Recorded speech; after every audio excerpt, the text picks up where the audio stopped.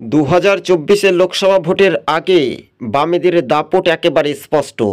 বামেদের এই তরুণ তুর্কিরা আগামী দিন পথ দেখাতে চলেছে বাংলাতে। সবুজবঙ্গ নিউজ আপনাদের সঙ্গে প্রতিবেদনটি তুলে ধরছে। 34 বছরের রেকর্ড বামেদের তৃণমূল সরকার ভাঙতে পারবে না, অর্থাৎ পুলিশ প্রশাসনকে চাপ দিয়ে বিরোধীদের ওপর আক্রমণ, মিথ্যা মামলা বরদাস্ত করবে না বাংলার মানুষ।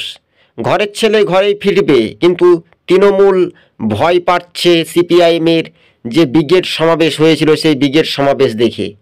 বামেদের এই তরুণ তুর্কি মীনাক্ষী মুখার্জি ও দীপশিতা ধর তাদের ক্ষমতা দেখিয়ে বাংলার রাজপথে জৈবনের ঢলে তৃণমূল ভয় পাচ্ছে।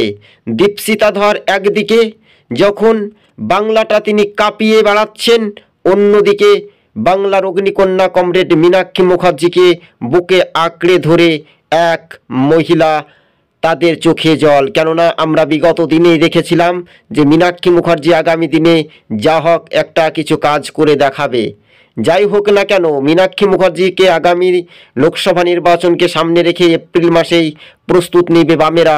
কিন্তু বামেদের এই তরুণ তুর্কি একদিকে দীপশিতা ধর, অন্যদিকে সরাসরি মীনাক্ষী মুখার্জি। কিন্তু এবার বামেদের যে যোগ সেটা কিন্তু সময়ের ব্যবধান।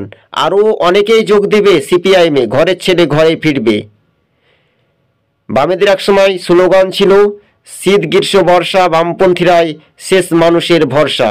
তবে ভোটাররা এবার লালের উপর ভরসা রাখবে বলে এমনটাই মনে করছেন রাজনৈতিক মহল। তবে দীপশিতা ধর তিনি বলেছেন বামপন্থীদেরকে ধমক দিয়ে চমক দিয়ে আটকাতে পারবে না তৃণমূল। এইদিকে কটাক্ষ করেছেন মীনাক্ষী মুখার্জি ও দীপশিতা ধর। দুই বামেদের এই তরুণ তুর্কিরা আগামী দিন পথ দেখাতে চলেছে বাংলাতে লাল ঝান্ডা।